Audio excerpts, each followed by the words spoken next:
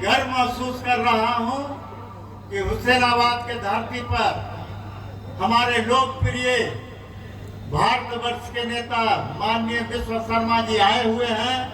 हुसैनाबाद के नौजवान एक बार ताली बजाकर जोरदार इनका स्वागत कीजिए।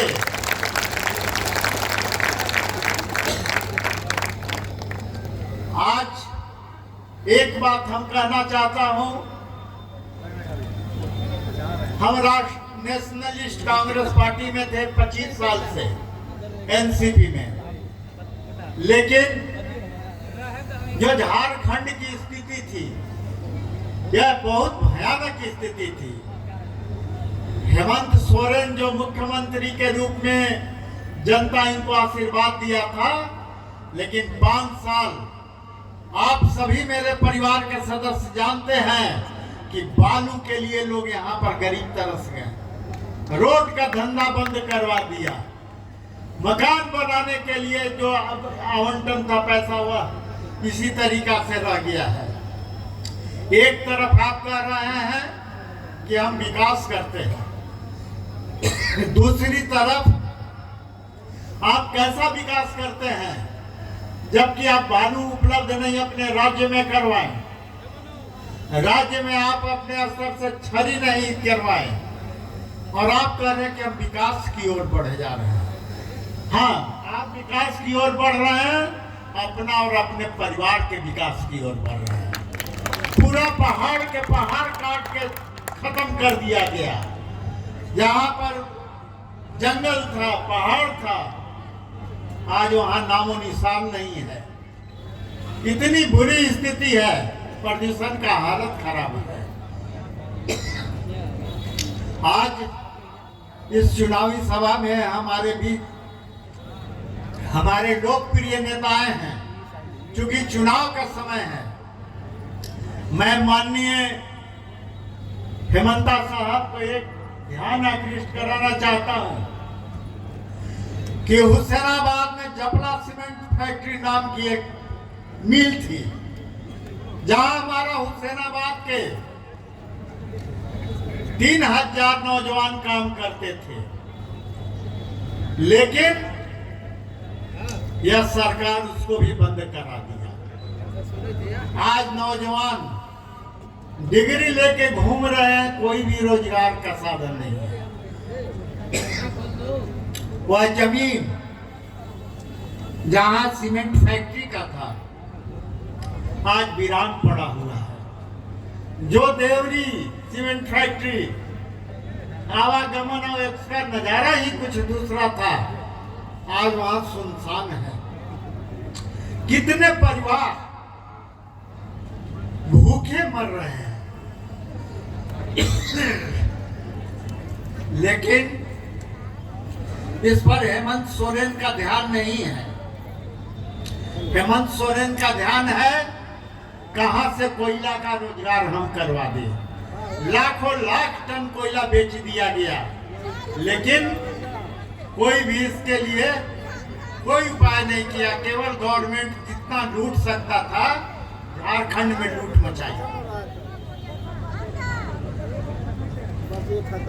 तो हम जपला सीमेंट का मैटर दे दिए हैं। और यहाँ का एक बहुत महत्वपूर्ण मुद्दा, जब हम मंत्री थे तो हुसैनाबाद को जिला बनाने का जो सपना था, हमने सारी प्रक्रिया पूर्ण करके झारखंड के सरकार के पास भेज दिए थे, लेकिन सरकार केवल झूठा वादा दिया।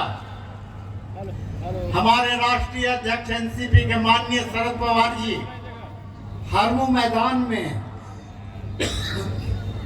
बहुत बड़ा कार्यक्रम हुआ था, जिसमें आप लोग सभी लोग गए थे।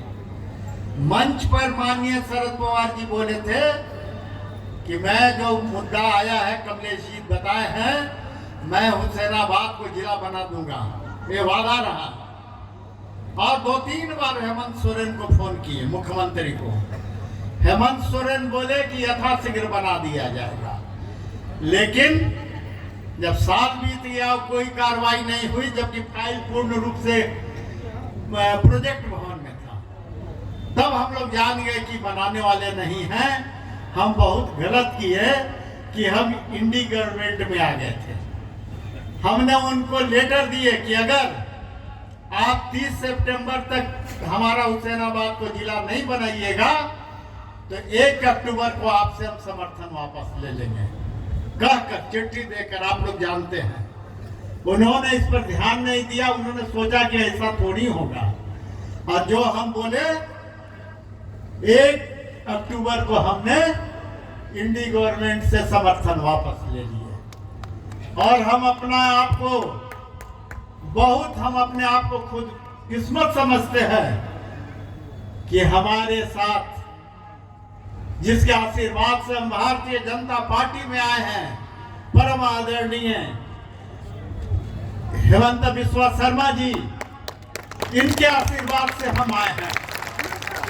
इन्होंने बोला कि आ जाइए आप बीजेपी में, और यह भारतवर्ष के लोकप्रिय मुख्यमंत्री हैं।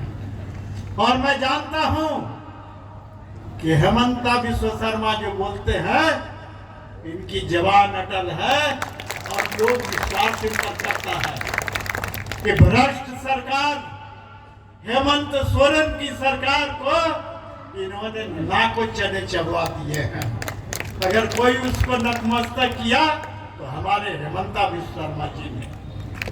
इसलिए हमें गर्व है कि इनके नेतृत्व में, इनके आशीर्वाद से भारतीय जनता पार्टी में शामिल होकर और एक मजबूत स्तंभ के तरह हुसैनाबाद का जो मांग है, हुसैनाबाद की मांग को हम जरूर पूरा करेंगे।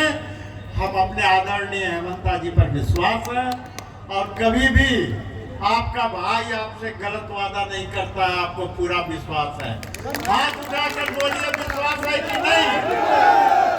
बहुत बहुत धन्यवाद। क्योंकि समय कम है और आप लोग भी